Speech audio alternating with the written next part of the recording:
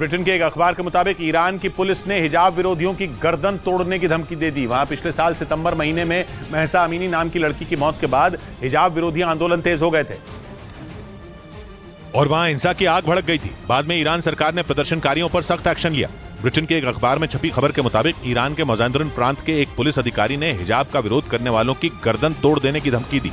Iran के इस police अधिकारी को मज़ांदरन प्रांत में समुद्र तटों की निगरानी की जिम्मेदारी मिली है, जहां गर्मी की छुट्टियों में भारी संख्या में पर्यटक आते हैं। इनमें महिलाएं भी शामिल होती हैं। पुलिस अधिकारी ने चेतावनी देते हुए कहा कि अगर कोई भी महिला उसके इलाके में बिना हिजाब के दिखी तो सख्त एक्शन लेंगे। ईरान पुलिस समंदर किनारे नियम तोड़ने वाली महिलाओं की पहचान के लिए कैमरे लगाने की तैयारी में है। इस बीच यूक्रेन के मीडिया ने दावा किया कि जर्मनी ने यूक्रेन को पेट्रियट एयर डिफेंस सिस्टम से दागी जाने वाली मिसाइलों की नई खेप सौंप दी। अमेरिका के बाद जर्मनी ने भी यूक्रेन को खतरनाक पेट्रियट एयर डिफेंस सिस्टम की मदद भेजी थी, जिनके जरिए यूक्रेन ने रूस की कई मिसाइलों को हवा में तबाह करने का दावा किया था। लेकिन बाद में ज़ेलेंस्की ने पेट्रियट एयर डिफेंस सिस्टम से दागी जाने वाली मिसाइलों की कमी होने की बात कही और पश्चिमी देशों से एक बार फिर मदद की मांग की। ज़ेलेंस्की की वही मुराद पूरी करते हुए जर्मनी ने यूक्रेन को 64 मिसाइलें सौंप दी।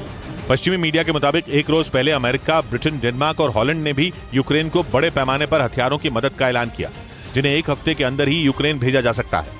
ऐसे में दावा किया गया कि इन हथियारों के मिलने के बाद यूक्रेन जल्द ही उन इलाकों में भी अपनी पकड़ मजबूत कर सकता है जहां फिलहाल रूस का कब्जा है। उधर पश्चिमी मीडिया ने दावा किया कि जंग में खराब हो गए उपकरणों को बनाने के लिए रूस की सेना यूक्रेन के लोगों को मजबूर कर रही है। खबर के मुताबिक यूक्रेन की फौज के पलटवार से रूस के हथियार और दूसरे उपकरण बड़े पैमाने पर खराब हो चुके हैं। लेकिन रूस के सैनिक उन हथियारों को ठीक नहीं कर पा रहे हैं, जबकि यूक्रेन की सेना उन पर तेजी से पलटवार कर रही है। ऐसे में वो अपने कब्जे वाले इलाके में यूक्रेन के लोगों को हथियार में इस्तेमाल होने वाले उपकरणों को ठीक करने के लिए मजबूर कर रहे हैं, ताकि रूस की सेना यूक्रेन पर पलटवार कर सके।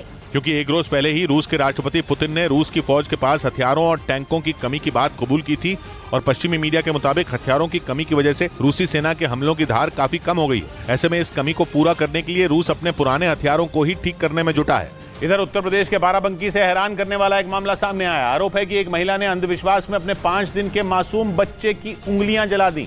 उस महिला के मुताबिक उसका बच्चा दूध नहीं पी रहा था, जिसके बाद उसे डर सताने लगा कि उसके बच्चे पर किसी ने काला जादू कर दिया। यही वजह रही कि खौलते हुए तेल में उसने बच्चे की उंगलियों को डुबो दिया, जिससे उसका पूरा हाथ जल गया। बताया गया कि 5 दिन से बच्चा दूध नहीं पी रहा था और न ही रो रहा था। जिसके बाद उस महिला ने अंधविश्वास में आकर अपने बच्चे की एक उंगली को खौलते तेल में डुबो दिया, लेकिन गलती से उसका पूरा हाथ जल गया। तेल में जब इसकी उंगली जलाई।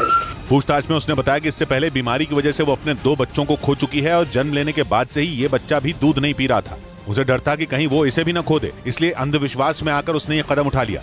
उधर अमेरिका के टेक्सास में खौफनाक बवंडर ने भीषण तबाही मचा दी, जिसकी चपेट में आने से 3 लोगों की मौत हो गई। 100 से ज्यादा लोग गंभीर रूप से घायल हो गए, जिसके बाद कई इलाकों में अलर्ट जारी कर दिया गया। खतरनाक बवंडर ने वहां सब कुछ तहस नहस कर दिया, जिसका डरा देने वाला एक वीडियो भी सामने आया, जिसमें हर तरफ सिर्फ मलबा बिखरा दिखाई दिया। अमेरिका के टेक्सास में आए खौफनाक बवंडर ने चंद मिनट में वहां कई घरों को तबाह कर दिया। तेज आंधी में कुछ घरों की छतें उड़ गई तो कुछ घर पूरी तरह धराशायी होकर मलबे में तब्दील हो गए और वहां खड़ी गाड़ियां भी मलबे में दबी नजर आईं। हवा की रफ्तार तेज होने से कई बड़े पेड़ भी उखड़ गए। वहीं मलबे के ढेर में लोग अपने घर का सामान ढूंढते दिखाई दिए। बताया गया कि भयंकर बवंडर की वजह से वहां करीब 8000 लोगों पर इसका असर पड़ा, जबकि 3 लोगों की जान चली गई और 100 से ज्यादा लोग घायल हो गए।